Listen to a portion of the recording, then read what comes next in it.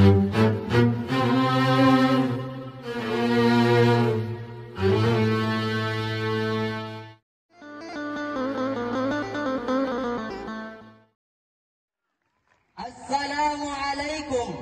warahmatullahi wabarakatuh.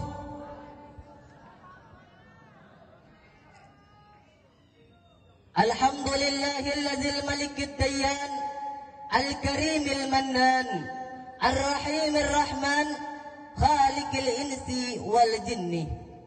Allahumma salli wa sallim ala sayyidina Muhammad wa ala alihi wa sahbihi ajma'in. Amma ba'du. Bersyukur kita kepada Allah Subhanahu wa taala yang telah memberikan kepada kita begitu banyak nikmat. Dia Allah yang menciptakan alam ini yang begitu indah, burung-burung yang berbunyi. Dia Allah juga yang menciptakan pohon-pohon yang hijau yang begitu indah, walaupun pohon sawit, pohon rambung. Oleh karena itu, maka sudah sepantasnya lah kita untuk bersyukur kepada Allah Subhanahu wa taala. Dan begitu juga pamannya Abu Thalib yang senantiasa membelanya, yang senantiasa mendukungnya, juga diwafatkan oleh Allah Subhanahu wa taala. Sehingga tahun itu Nabi sallallahu alaihi wasallam bersedih, sehingga tahun itu Nabi sallallahu alaihi wasallam berduka. Oleh karena itu, 2 tahun setelah itu, yaitu pada tahun 12 kenabian, Rasulullah diisra' mi'rajkan oleh Allah Subhanahu wa taala, sehingga terhiburlah Rasulullah sallallahu alaihi wasallam. Isra ialah diperjalankannya Rasulullah sallallahu alaihi wasallam oleh Allah dari Masjidil Haram ke Masjidil Aqsa. Sebagaimana yang Allah jelaskan di dalam Al-Qur'an, Subhanalladzi asra bi'abdihi lailan minal masjidil haram ilal masjidil aqsa alladzi barakna haulahu linuriyahu min ayatina innahu huwas samiul basir. Maha suci Allah yang telah memperjalankan hambanya Muhammad pada suatu malam dari Masjidil Haram ke Masjidil Aqsa yang kami berkahi sekelilingnya, kata Allah, agar kami perlihatkan kepadanya sebagian daripada tanda-tanda kebesaran kami.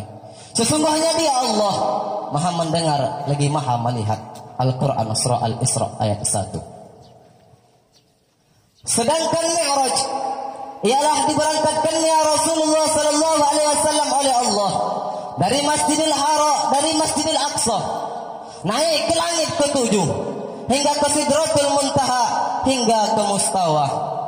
Hadirin teman-teman yang dirahmati oleh Allah Subhanahu wa taala.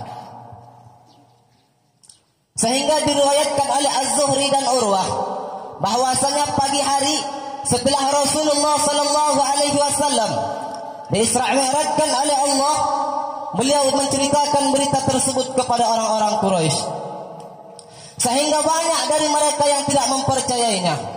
Sehingga mereka datang kepada Abu Bakar dan berkata, "Wahai Abu Bakar, sahabatmu Muhammad telah gila.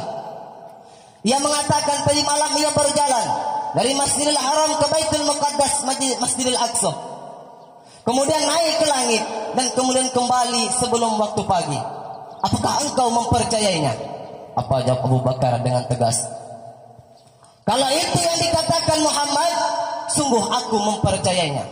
Kata mereka, "Kau mempercayainya Abu Bakar?" Kata Abu Bakar, "Bahkan lebih daripada itu, bahkan lebih dahsyat daripada itu, aku akan tetap mempercayainya dan membenarkannya." Oleh karena itu, Abu Bakar diberi julukan As-Siddiq, orang yang membenarkan. Hadirin jamaah yang dirahmati oleh Allah Subhanahu wa taala. Sehingga orang-orang kafir tidak percaya dengan Isra dan Mi'rajnya Rasulullah sallallahu alaihi wasallam. Kenapa? Karena mereka memikirkannya dengan logika, bukan dengan iman. Contoh kecil misalnya, ada seekor semut bercerita kepada para semut lainnya, "Hai para semut, ngumpul.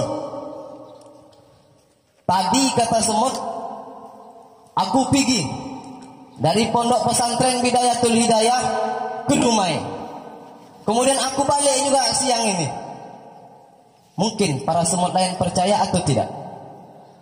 Percaya atau tidak? Pastinya tidak. Tetapi kebetulan pada saat itu anak BHD naik bus ke Dumai. Sampai Dumai, rupanya semut tadi ngikut di dalam tas. Kemudian pulang lagi. Setelah pulang cerita. Jadi begitu jugalah Isra dan Mi'rajnya Rasulullah sallallahu alaihi wasallam. Rasulullah diberangkatkan oleh Allah, bukan beliau berangkat sendiri. Tetapi Allah yang memberangkatkannya dengan menggunakan buraq. Hadirin rahimakumullah.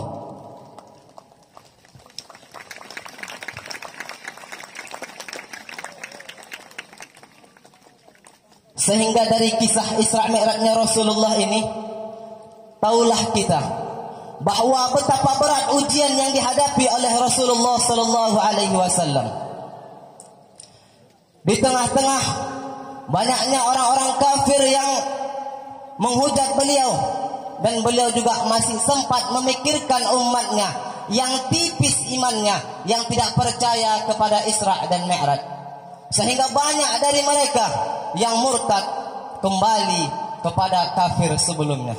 Na'udzubillahi min zalik. Hadirin rahimakumullah. Dan dari kisah ini juga dapat kita mengambil pelajaran bahwa menegakkan agama Allah, bahwa untuk memperjuangkan agama Allah, untuk menyiarkan agama Allah, dibutuhkan muslim-muslim yang sejati, yang teguh pendiriannya, yang kuat imannya. Betul? Di mana itu? Di BHD. Insyaallah. Insyaallah. Takbir. Takbir. Udah makan? Kurang semangat. Semangat. Takbir. Takbir. Allahu Akbar. Begitu baru nampak. Hadirin yang dirahmati oleh Allah Subhanahu wa taala. Sahabat-sahabat Rasulullah dan pengikut-pengikutnya Rasulullah telah diuji oleh Allah dengan peristiwa Isra dan Mi'raj. Terus bagaimana dengan kita? Apakah kapan kita diuji oleh Allah sedemikian rupa? Kita tidak tahu persis. Yang penting Rasulullah sallallahu alaihi wasallam telah mengisyaratkan kepada kita bahwa di akhir zaman nanti, yaitu kita sekarang telah termasuk di akhir zaman, yaitu di zaman akhir ini akan banyak terjadi berbagai fitnah, sehingga kita harus berwaspada agar kita tidak termasuk dari golongan orang-orang yang hilang keimanannya. Panas. Hadirin yang dirahmati oleh Allah Subhanahu wa taala. Ciri-ciri datangnya ujian di akhir zaman nanti, yaitu kebanyakan dari harta, dari kemewahan, dari kemegahan dunia. Sehingga pada akhir itu nanti orang-orang yang lemah imannya, orang-orang yang tipis imannya akan mengikut dengan harta tersebut. Mereka rela mengorbankan akhiratnya, mereka rela mengorbankan keimanannya demi kemewahan, demi keindahan, demi harta dunia. Hadirin yang dirahmati oleh Allah Subhanahu wa taala. Oleh karena itu, marilah kita bersyukur kepada Allah Subhanahu wa taala. Karena pada bulan Rajab ini, bertepatan pada tanggal 27 Rajab ini, Rasulullah sallallahu alaihi wasallam diisra mi'rajkan oleh Allah untuk menerima perintah salat. Salat ialah merupakan amal ibadah yang paling penting, sehingga salat adalah merupakan tiang agama. Kata Rasulullah sallallahu alaihi wasallam, "As-salatu imaduddin, faman aqamaha faqad aqamaddin, wa man tarakaha faqad hadamaddin." Salat adalah tiangnya agama. Barang siapa yang mendirikan salat, berarti ia mendirikan agamanya. Dan barang siapa yang meninggalkan salat, berarti ia merobohkan agamanya. Hadirin yang dirahmati oleh Allah Subhanahu wa taala. Masih semangat? Betul? Semangat? Takbir! Sallu ala Nabi Muhammad. Pakai kacamata dulu, silau. Betul kata Abu Ya tadi, Kalau sombong itu terbuka lagi. Silau. Benteng. Dengan salat kita dididik oleh Allah agar kita senantiasa membersihkan diri kita daripada hadas, membersihkan pakaian daripada najis, membersihkan hati daripada syirik. Dengan salat kita diajari bahwasanya tujuan kita, hidup kita, mati kita hanyalah untuk Allah Subhanahu wa taala. Betul. Hadirin rahimakumullah. Lebih 15 menit. Tadi saya dikasih waktu cuma 15 menit. Jadi kita tutup lain ya. Lanjut. Lanjut atau udah? Habis bahan dah. Masih banyak lagi acara-acara setelah ini. Jadi kita lanjut ini. Kita lanjut sedikit aja. Hadirin yang dirahmati oleh Allah Subhanahu wa taala. Mengenai tentang salat tadi, jadi ketika Rasulullah sallallahu alaihi wasallam di-Isra' Mi'rajkan oleh Allah, salah satu tamsilan yang dilihat oleh Rasulullah ketika Isra' Mi'raj ialah ada sekelompok orang manusia dilontari kepalanya dengan batu dari api neraka sehingga pecah kepalanya, kemudian bersatu lagi, lempar lagi, pecah, kemudian bersatu kembali. Yang keraslah tepuk tangannya, hilang suara udah.